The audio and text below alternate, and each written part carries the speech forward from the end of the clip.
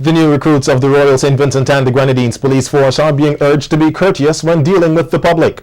While speaking at the passing out parade on Thursday, Commissioner of Police Michael Charles told the new recruits that there is a need for an improvement in the people-to-police relationship, explaining that in the past persons have had bad encounters with the police when visiting the various stations to file reports, a trend he says needs to stop.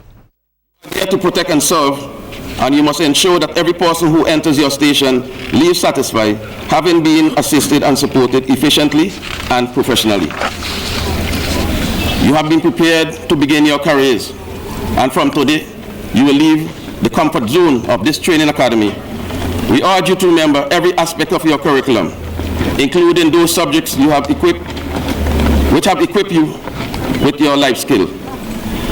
It is also important for you to ensure that part of your discipline and commitment includes ensuring that you keep your level of fitness and look after your health. Law enforcement duties can be physical and emotional draining, and you must ensure that you take the necessary measures to counteract these challenges. Commissioner Charles also urged the new recruits to capitalize on the available opportunities under the education revolution. Get on board. The government has set aside $500,000 annually to assist police officers in achieving higher levels of education. Police officers are to be professional individuals working with the ambit of the law and the delivery quality. Respect service to their communities. Meanwhile, Minister of Health Clayton Bergen told the new recruits that it is important to periodically reflect on the reasons for choosing the career of a police officer. Perhaps you would wish to see justice prevail by seeing that criminals are caught and punished.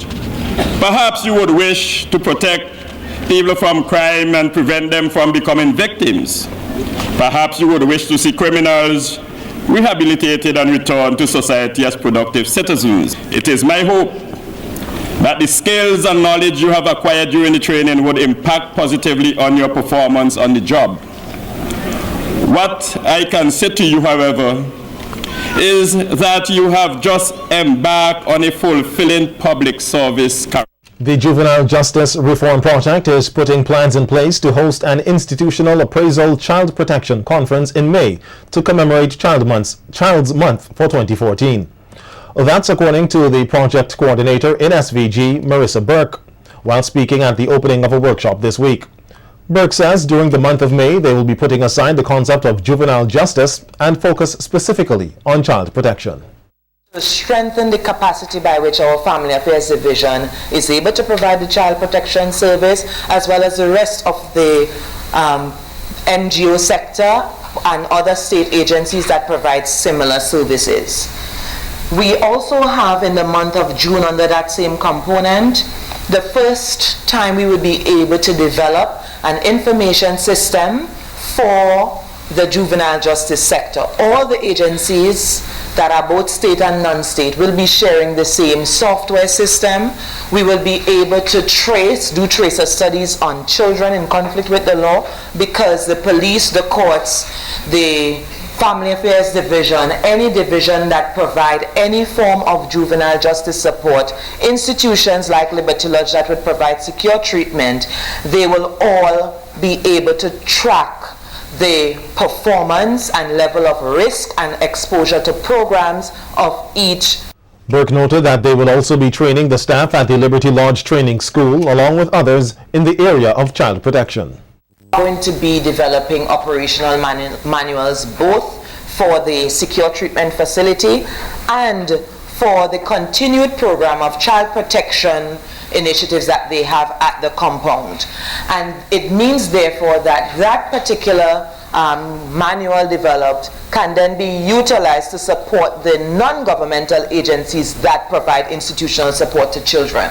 Because Family Affairs Division, who is a focal point agency in this matter, there are numerous reports where there is lack of compliance and there is not much strengthening within the current institutions to be able to fully provide the services according to international standards set out by UNICEF. The Lint Cocoa Foundation has announced its continued assistance to sustainable agricultural development in St. Vincent and the Grenadines via the Farmers Support Company, FSC, and the St. Vincent Cocoa Company, the SVCC.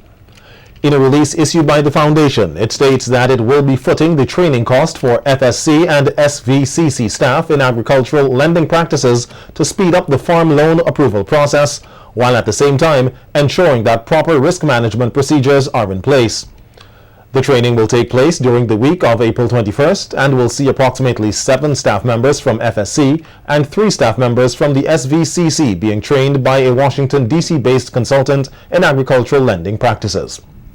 Andrew Hadley, General Manager of the SVCC, said the generosity of the Lint Cocoa Foundation reflects its strong belief in the future of sustainable agriculture in St. Vincent. The organizing committee for this year's Fisherman's Month of activities has announced the 2014 theme as Fishing for Today's Family Creates a Healthy Society and the slogan, Fish to Survive and Thrive. Fisherman's Month will run from May 9th to June 9th and will see a number of activities being held, including an opening ceremony, church service, and 4 fish nights. Fisherman's Day is slated for Monday, June 9th.